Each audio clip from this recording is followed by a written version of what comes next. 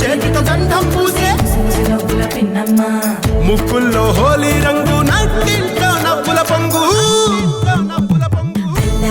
ముందు కుమ్మ మా ఇంటి లచ్చమ్మ